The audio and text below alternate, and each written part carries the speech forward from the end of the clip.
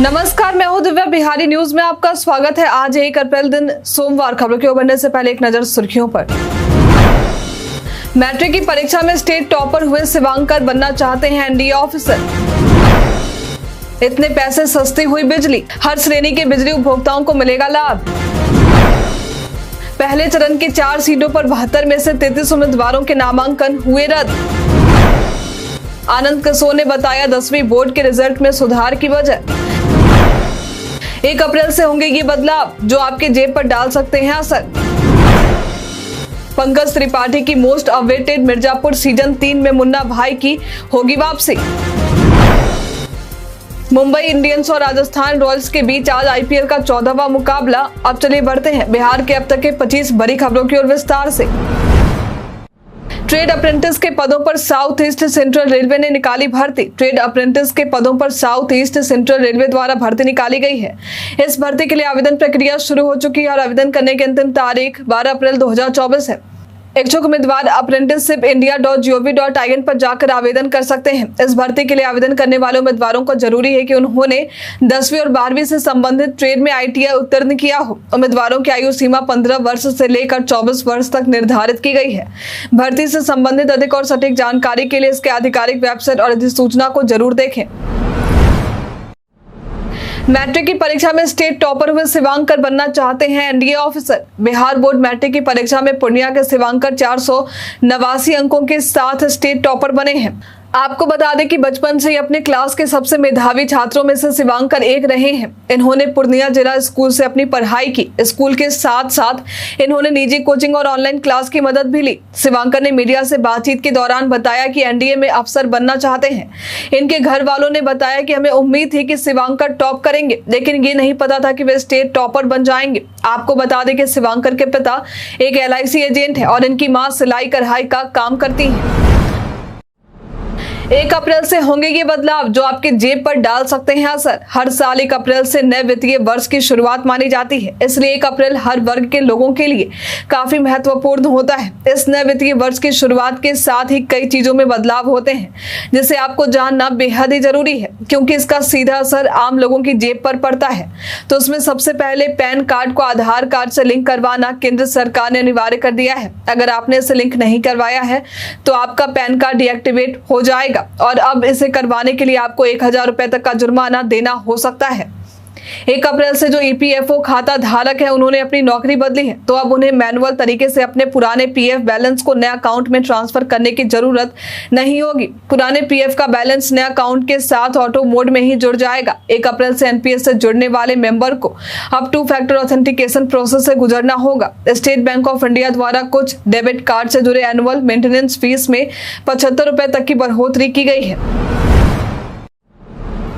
इतने पैसे सस्ती हुई बिजली, हर श्रेणी के बिजली उपभोक्ताओं को मिलेगा लाभ। 15 पैसे यूनिट बिजली राज्य के 2 करोड़ बिजली उपभोक्ताओं को 1 अप्रैल से दी जाएगी। बता दें कि इस बात का फैसला विद्युत विनियामक आयोग की तरफ से लिया गया है। इस फैसले के बाद राज्य सरकार द्वारा सब्सिडी जारी रखी गई है। प्रति यूनिट 15 पैसे सस्ती बिजली का लाभ प्रदेश के हर श्रेणी के बिजली उपभोक्ताओं को मिलेगा। नई बिजली दर लागू होने से कुटीर ज्योति वाले को 1.97 रुपए प्रति यूनिट, ग्रामीण घरेलू को 2.45 रुपए प्रति यूनिट, शहरी घरेलू को 100 यूनिट तक 4.2 रुपए प्रति यूनिट और 100 यूनिट से अधिक खपत पर 5.25 रुपए प्रति यूनिट लगेंगे। हालांकि फिक्स चार्ज में कोई बदलाव नहीं किया गया है। आपके हिसाब से बिजली की दरें सस्ती होने पर उपभोक्ताओं को कितनी राहत मिलेगी, हमें कमेंट करके जरूर बताएं। 9,907 शिक्षण संस्थानों में 17 लाख सीटों पर 11वीं के बच्चों का इस दिन से होगा दाखिला। बिहार बोर्ड 10वीं के परीक्षा का परिणाम अब घोषित किया जा चुका है। परीक्षा का रिजल्ट आते ही 11वीं में दाखिले की प्रक्रिया अब शुरू हो गई है। एडमिशन के लिए OFFS पोर्टल को 11 अप्रैल को खोला जाएगा। 11वीं में दाखिला लेने वाले बच्चों का एडमिशन इस बार कॉलेज में नहीं होगा। OFFS वेबसाइट पर इंटर स्तर की शिक्षा प्रदान करने वाले राज्य के सभी सरकारी, गैर सरकारी, उच्च माध्यमिक विद्यालय, इंटर महाविद्यालय की सूची बिहार बोर्ड ने अपलोड कर दी है। संकायवार सीटों के साथ 9,907 शिक्षण संस्थानों की सूची जारी हुई है। पिछले बार शिक्षण संस्थानों की यह संख्या 10,450 के करीब में थी। बिहार पर्यटन में आज हम बात करेंगे रामशिला हिल के बारे में। गया में विष्णुपद मंदिरों से 5 किलोमीटर की दूरी पर स्थित रामशिला हिल्स गया शहर में सबसे प्रसिद्ध पहाड़ियों के रूप में जाना जाता है। पहाड़ी के ऊपर एक प्राचीन मंदिर स्थित है जिसे 1014 ईस्वी में बनाया गया था। बाद में इस मंदिर में कई पुनर्निर्माण का काम भी करवाया गया है। मंदिर के सामने बना एक मंडप एक ऐसा स्थान है जहां भक्त पितृपक्ष के समय पितरों को पिंड चढ़ाते हैं। पहाड़ी के ऊपर रामेश्वर मंदिर विराजमान है जहां भगवान राम ने पहाड़ी पर पिंड चढ़ाया था। कई हिंदू भक्त पितृपक्ष के समय रामशिला पहाड़ी पर आते हैं। यहाँ वे अपने पूर्वजों को पिंड चढ़ाते हैं। रामशिला पहाड़ी विष्णुपद मंदिर से 8 किलोमीटर उत्तर में फल्गु नदी के किनारे स्थित है। पहले चरण की 4 सीटों पर 72 में से 33 उम्मीदवारों के नामांकन हुए रद्द। बिहार में पहले चरण का लोकसभा चुनाव औरंगाबाद, गया, नवादा और जमुई जिले में होने वाला है। चुनाव को लेकर कुल 72 प्रत्याशियों ने नामांकन पत्र दाखिल किया था, लेकिन इन 72 प्रत्याशियों में से 33 उम्मीदवारों के नामांकन पत्र को रद्द कर दिया गया है। आपको बता दें कि जांच के बाद ही इन प्रत्याशियों के नामांकन पत्र को रद्द किया गया है और 39 प्रत्याशियों के नामांकन पत्र को स्वीकार किया गया है। आपको बता दें कि गया में पहले 22 प्रत्याशियों ने नामांकन पत्र दाखिल किया था, लेकिन 7 प्रत्याशियों के नामांकन पत्र को रद्द कर दिया गया और अब यहां से केवल 15 प्रत्याशी ही हैं। वहीं नवादा से 17 ने नामांकन पत्र दाखिल किया था, जिसमें 9 के नामांकन पत्र रद्द हुए हैं और अब यहां से केवल 8 प्रत्याशी ही बचे हैं। बात करें औरंगाबाद की तो यहां 21 उम्मीदवारों ने नामांकन पत्र दाखिल किया था, जिसमें से 12 के रद्द हुए हैं और अब 9 प्रत्याशी ही बचे हैं। इसके अलावा जमुई में 12 प्रत्याशियों ने नामांकन पत्र दाखिल किया था, जिसमें 5 के रद्द हुए हैं और अब 7 प्रत्याशी ही बचे हैं।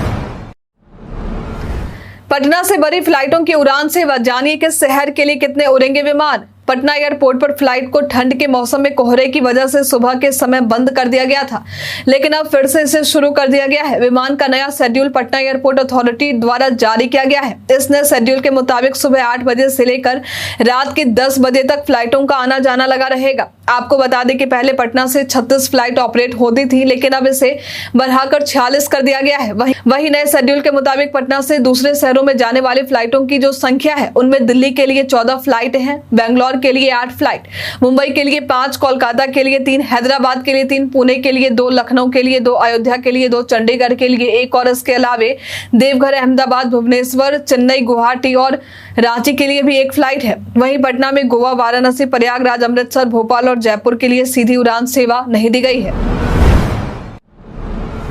शिक्षा विभाग ने शहरी क्षेत्र के विद्यालयों में रिक्त पदों की मांगी सूची। बिहार में सभी जिलों के शहरी क्षेत्र के विद्यालयों में रिक्त पदों की विषयवार सूची शिक्षा विभाग द्वारा मांगी गई है। सभी जिला शिक्षा पदाधिकारियों को इस संबंध में माध्यमिक शिक्षा निदेशक कन्हैया प्रसाद ने आदेश जारी किया है। इस आदेश के मुताबिक राज्य के शहरी क्षेत्र के विद्यालयों के रिक्त पदों की विषयवार सूचना मुख्यालय में उपस्थित होकर सॉफ्टवेयर में अपलोड कराना अनिवार्य है। इसी क्रम में सॉफ्टवेयर में शहरी क्षेत्र के, ग्रामीण क्षेत्र के विद्यालयों की रिक्तियों की भी प्रविष्टि होनी चाहिए। प्रमंडलवार तिथि इसके लिए निर्धारित हुई है। ट्रेन से यात्रा के कितने दिन पहले तक बुकिंग हो सकती है टिकट। हम में से कई लोग ऐसे हैं जो ट्रेन से सफर करना पसंद करते हैं। कई बार तो ऐसा होता है कि इमरजेंसी में हमें कहीं निकलना पड़े और उस वक्त ट्रेन की टिकट करना बहुत ही मुश्किल हो जाता है। ऐसे में आपको पता होना चाहिए कि भारतीय रेलवे अपने यात्रियों को एडवांस टिकट बुकिंग की सुविधा भी देती है। आपको बता दें कि एडवांस में टिकट बुक करने की सुविधा यात्रियों को यात्रा के ठीक 120 दिन पहले तक मिलती है। भारतीय रेलवे से यात्रा करने वाले यात्री अपने टिकट की बुकिंग 4 महीने पहले भी करवा सकते हैं। वही इमरजेंसी की स्थिति में यात्री ट्रेन के प्रस्थान बिंदु से 1 दिन पहले बुकिंग कर सकते हैं। आनंद किशोर ने बताया 10वीं बोर्ड के रिजल्ट में सुधार की वजह। बिहार बोर्ड 10वीं का रिजल्ट जारी किया जा चुका है। इसमें बच्चों का पासिंग प्रतिशत 82.91% देखने को मिला है। बच्चों के बेहतर पासिंग प्रतिशत को लेकर बिहार बोर्ड के अध्यक्ष आनंद किशोर ने बताया कि परीक्षा परिणाम में सुधार के पीछे कई कारण हैं। आनंद किशोर ने बताया कि विद्यालयों में शिक्षकों की कमी थी।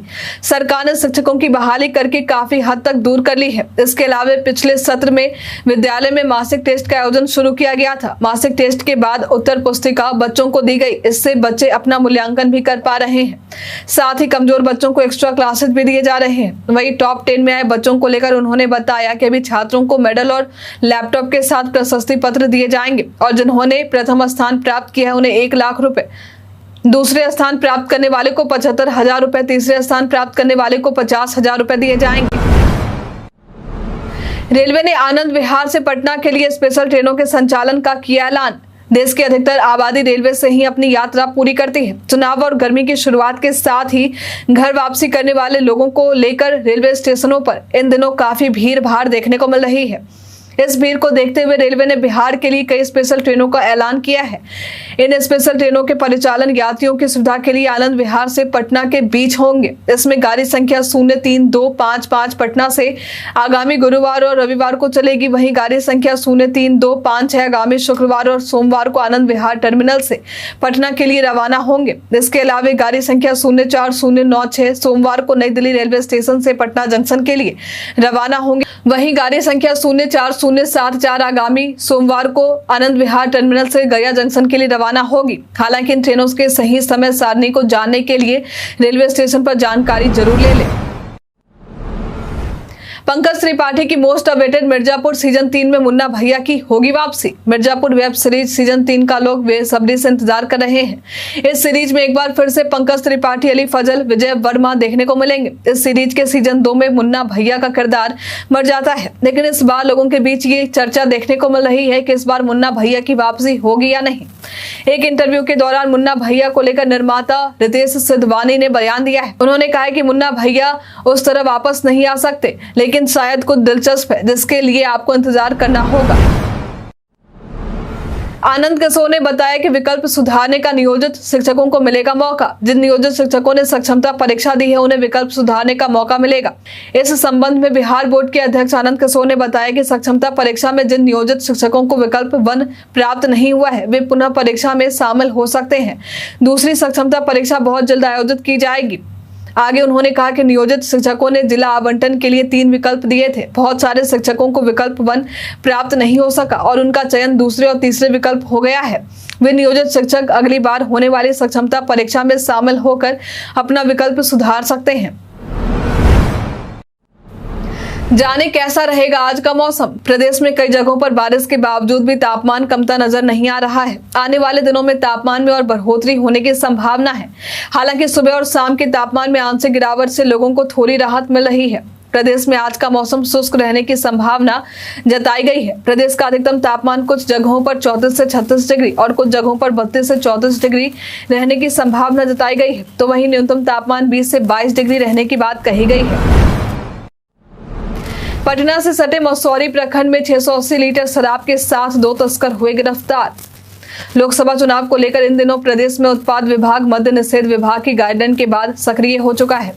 इसी कड़ी में पटना से सटे मसौरी प्रखंड के सुकवटिया गांव में एक्साइज पुलिस को बड़ी सफलता मिली है। दरअसल पुलिस ने पटना हुंडई कार से 680 लीटर देसी शराब डिलीवरी करने जा रहे तस्करों को गिरफ्तार किया है। इस छापेमारी में 2 तस्करों की गिरफ्तारी हुई है। एक्साइज सुपरिटेंडेंट संजय कुमार चौधरी के मुताबिक ये दोनों तस्कर ठेके पर देसी शराब बनवाते थे और उसे ब्लैडर में और पॉलिथीन में भरकर हुंडई कार से पटना डिलीवरी करते थे। पटना में ये ज्यादातर पटना सिटी और जक्कनपुर थाना क्षेत्र में सप्लाई करते थे। नीट यूजी की परीक्षा के लिए बिहार के बच्चों का बढ़ा रुझान। इन दिनों बिहार के छात्रों का रुझान नीट यूजी की तरफ अधिक देखने को मिल रहा है। नीट यूजी की परीक्षा के लिए इस बार 23.8 लाख बच्चों ने आवेदन किए हैं, जिसमें बिहार के 1,39,398 बच्चे शामिल हैं। इससे पहले बिहार में 1.3 लाख बच्चों ने आवेदन किया था। आपको बता दें कि परीक्षा 5 मई 2024 को आयोजित होने वाली है। वहीं इसका रिजल्ट 14 जून 2024 तक घोषित कर दिया जाएगा। मालूम हो कि नीट यूजी के माध्यम से पास करने वाले बच्चे देश भर के मेडिकल कॉलेज में MBBS, BDS, BAMS, BHMS जैसे कई मेडिकल कोर्सेज में दाखिला ले सकते हैं। राजद ने अपने 26 सीटों पर उम्मीदवारों के नाम किए फाइनल। महागठबंधन सीट बंटवारा हो चुका है, जिसमें राजद को 26 सीटें मिली हैं। सीट बंटवारा का मामला फाइनल होने के बाद राजद ने अपने कोटे से सभी 26 सीटों पर अपने प्रत्याशी भी तय कर लिए हैं। इनमें से कईयों को तो सिंबल भी दिया जा चुका है। अब इसी कड़ी में खबर आई है कि राजद चरणवार तरीके से अपने पार्टी के उम्मीदवारों के नाम की घोषणा करने वाला है। खबर ये भी है कि इन सभी उम्मीदवारों को अपने अपने क्षेत्र में सक्रिय होने की बात राजद नेतृत्व द्वारा कही गई है। मीडिया में चल रही खबरों के मुताबिक पार्टी सूत्रों ने बताया कि पहले और दूसरे चरण की सीटों के लिए पार्टी उम्मीदवारों के नाम स्पष्ट हैं। तीसरे से 7वें चरण के चुनाव में पार्टी के संभावित उम्मीदवारों के नाम भी तय हो चुके हैं। नामांकन पत्र दाखिल करने को लेकर इन उम्मीदवारों को आवश्यक कागजात जुटाने और तैयार रहने की बात कही गई है। पीएम मोदी बिहार के जमुई से करेंगे लोकसभा चुनाव के प्रचार अभियान की शुरुआत। बिहार में 19 अप्रैल को पहले चरण का मतदान जमुई, नवादा, औरंगाबाद और गया जिले में होगा। इन चारों सीटों पर एनडीए में औरंगाबाद से सुशील कुमार सिंह, नवादा से विवेक ठाकुर और वहीं एनडीए के घटक दल में गया जिले से जीतनराम मांझी और जमुई सीट से लोजपा रामविलास के अरुण भारती चुनावी मैदान में उतरेंगे। लोकसभा चुनाव में 4 अप्रैल से एनडीए के प्रचार प्रसार के लिए नरेंद्र मोदी बिहार आएंगे और वे बिहार में लोकसभा चुनाव के प्रचार अभियान की शुरुआत जमुई जिले से करेंगे। इसकी जानकारी खुद चिराग पासवान ने दी है। उन्होंने सोशल मीडिया एक्स पर एक पोस्ट शेयर करते हुए लिखा कि लोजपा रामविलास के कार्यकर्ताओं के लिए गर्व की बात है कि देश के यशस्वी प्रधानमंत्री सर्वप्रिय श्री नरेंद्र मोदी जी बिहार में लोकसभा चुनाव प्रचार अभियान की शुरुआत जमुई से करने जा रहे हैं। इंडिया गठबंधन की रैली को संबोधित करते हुए तेजस्वी ने भरी हुंकार। इंडिया गठबंधन की रैली को संबोधित करने दिल्ली के रामलीला मैदान में राजद से तेजस्वी यादव भी पहुंचे थे। यहां उन्होंने मोदी सरकार पर जमकर निशाना साधा। तेजस्वी ने कहा कि मोदी सरकार जैसे आंधी की तरह आई थी वैसे ही तूफान की तरह चली जाएगी। दिल्ली के इस मैदान में जमा भीड़ बता रही है कि आने वाले समय में क्या फैसला होने वाला है। हम लोगों ने पटना और मुंबई में पहले रैलियां की हैं। हम सब एकजुट होकर आज यहाँ मौजूद हैं। हम लोगों को संविधान और भाईचारा बचाना है। आज संविधान को खत्म किया जा रहा है। आगे तेजस्वी ने कहा कि भाई और भाई के बीच लड़ाई पैदा की जा रही है। देश को तोड़ने का काम हो रहा है। हम सब आपकी लड़ाई लड़ने के लिए यहाँ आए हैं। आपका साथ, आपका आशीर्वाद और प्यार चाहिए। पार्टी में अपने बहनोई को टिकट देने पर चिराग पासवान का बयान आया सामने। लोजपा रामविलास में टिकट बंटवारे को लेकर और अपने बहनोई को टिकट देने पर चिराग पासवान का बयान सामने आया है। चिराग पासवान ने कहा है कि पार्टी को गठबंधन में मात्र 5 सीटें ही मिली हैं और 5 सीटों में संभव नहीं है कि सभी को संतुष्ट किया जाए। वहीं जिन लोगों को टिकट नहीं मिला उसकी नाराजगी को लेकर चिराग ने कहा कि जिन लोगों को टिकट नहीं मिला उनकी नाराजगी को भी सम्मान देता हूं। उनकी नाराजगी स्वाभाविक है। अपने बहनोई को टिकट देने को लेकर उन्होंने कहा कि अगर मेरे जीजाजी की बात आती है तो उनकी सारी काबिलियत को समा दिया जाता है, सिर्फ ये कहकर कि वो मेरे जीजाजी हैं। लेकिन उस व्यक्ति को देखिए, वो विदेश से पढ़कर आए हैं, लंदन में एमबीए किया है, सफल बिजनेसमैन रहे हैं और वे एक राजनीतिक पृष्ठभूमि से आते हैं। इन 3 सीटों पर कांग्रेस ने किया अपने प्रत्याशियों के नाम का ऐलान। बिहार महागठबंधन में सीट बंटवारे के बाद कांग्रेस को 9 सीटें मिली। इसके बाद दूसरे चरण की 3 सीटों पर कांग्रेस ने अपने प्रत्याशियों के नाम का ऐलान कर दिया है। जिन 3 सीटों पर प्रत्याशियों के नाम का ऐलान किया गया है उसमें कटिहार से तारिक अनवर, भागलपुर से अजीत शर्मा और किशनगंज से मोहम्मद जावेद का नाम शामिल है। आपको बता दें कि पहले चरण में जिन सीटों पर चुनाव होंगे उसमें कोई भी सीट कांग्रेस को नहीं मिली है। हालांकि अब दूसरे चरण के चुनाव को लेकर कांग्रेस ने अपने प्रत्याशियों के नाम की घोषणा कर दी है। मुंबई इंडियंस और राजस्थान रॉयल्स के बीच आज आईपीएल का 14वां मुकाबला। मुंबई इंडियंस और राजस्थान रॉयल्स के बीच आईपीएल 2024 का 14वां मुकाबला आज खेला जाने वाला है। मुंबई के वानखेड़े स्टेडियम में इस मैच का आयोजन देखने को मिलेगा। मुकाबले के दौरान दोनों ही टीमों के बीच कांटे की टक्कर देखने को मिल सकती है। बात करें राजस्थान रॉयल्स की तो इस टीम ने अपने शुरुआती दोनों मुकाबले में ही जीत हासिल की। वहीं मुंबई इंडियंस को अपने शुरुआती दोनों मैचों में ही हार का सामना करना पड़ा है। मुंबई के वानखेड़े स्टेडियम में होने वाले इस मुकाबले से पहले चलिए जानते हैं कि इसकी पिच कैसी होगी। तो बता दें कि वानखेड़े स्टेडियम की ये पिच बल्लेबाजों के लिए काफी अनुकूल रही है। वहीं स्पिनर भी इस मैदान पर अच्छे खासे रन लगाते दिखाई देते हैं। आपके मुताबिक एमआई और आरआर के बीच आज के मुकाबले में किसका पलड़ा भारी है? हमें कमेंट करके जरूर बताएं। कई कारणों से दर्ज है भारत इतिहास में आज की तारीख। कोलकाता मेडिकल कॉलेज और अस्पताल 1839 में शुरू किया गया था। कोलकाता में बनी संग्रहालय की नई इमारत को जनता के लिए 1878 में खोला गया था। सन 1912 में दिल्ली को भारत की राजधानी और एक प्रांत घोषित किया गया था। सन 1930 में देश में विवाह के लिए लड़कियों की न्यूनतम उम्र सीमा 14 और लड़कों की 18 वर्ष तय की गई थी। रिजर्व बैंक ऑफ इंडिया ने 1 अप्रैल 1935 से काम करना शुरू किया था। इसके लिए अंग्रेजों ने reserve bank of India act 1934 कानून बनाया था। उड़ीसा को बिहार से अलग करके 1936 में एक नया राज्य बनाया गया था। भारत का पहला परमाणु ऊर्जा स्टेशन 1969 में महाराष्ट्र के तारापुर क्षेत्र में शुरू हुआ था। भारत के कार्बेट नेशनल पार्क में चीताओं को बचाने के लिए 1973 में टाइगर बचाओ अभियान चलाया गया था। टेलीकॉम डिपार्टमेंट के नाम पर आ रहे कॉल से रहे सावधान। अगर आप भी व्हाट्सएप का इस्तेमाल करते हैं तो आपके लिए ये जरूरी खबर हो सकती है। दरअसल भारतीय नागरिकों को व्हाट्सएप पर मिनिस्ट्री ऑफ कम्युनिकेशन के तहत टेलीकॉम डिपार्टमेंट की ओर से आने वाले कॉल को लेकर सचेत किया गया है। मिली जानकारी के मुताबिक साइबर अपराधी लोगों को अपने जाल में फंसाने के लिए नए पैतरे अपना रहे हैं। लोगों को ठगी का शिकार बनाने के लिए वे टेलीकॉम डिपार्टमेंट के नाम पर कॉल कर रहे हैं और लोगों को डरा रहे हैं कि उनका मोबाइल नंबर डिस्कनेक्ट किया जा सकता है। यहाँ तक कि स्कैमर्स लोगों को ये भी कह रहे हैं कि आपका मोबाइल नंबर किसी तरह के गैर कानूनी कामों में इस्तेमाल किया गया है। ऐसे कहकर वे आपसे आपके पर्सनल डिटेल्स भी मांग सकते हैं। लेकिन आप इस तरह के स्कैम से सावधान रहें। अगर आपके पास ऐसा कोई भी कॉल या मैसेज आता है तो आप साइबर क्राइम हेल्पलाइन नंबर 1920 पर कॉल कर सकते हैं या www.cybercrime.gov.in पर विजिट कर सकते हैं। हम प्रतिदिन आपसे 5 ऐसे जरूरी सवाल पूछेंगे और उसका जवाब बताएंगे जो कि बीपीएससी, बिहार पुलिस दरोगा समेत एसएससी जैसे अन्य प्रतियोगी परीक्षाओं में काम आएंगे। सवाल इतिहास, बिहार स्पेशल, विज्ञान, करंट अफेयर्स और भूगोल से रहेंगे। पूछे गए 5 सवालों में आपने कितना सही उत्तर दिया है हमें कमेंट करके जरूर बताएं। तो हमारा पहला सवाल है, हाल ही में लैटिन अमेरिकी क्लब पर हस्ताक्षर करने वाले पहले भारतीय फुटबॉलर कौन बने? Option A Anand Dubey, option B है विजय छेत्री, ऑप्शन सी है अमित गोयल, ऑप्शन डी है किरण दीक्षित। इसका सही उत्तर है विजय छेत्री। हाल ही में भारतीय सेना ने कहां प्रथम सेना कमांडर सम्मेलन का आयोजन किया है? ऑप्शन ए है मुंबई, ऑप्शन बी है लखनऊ, ऑप्शन सी है नई दिल्ली, ऑप्शन डी है बेंगलोर। इसका सही उत्तर है नई दिल्ली।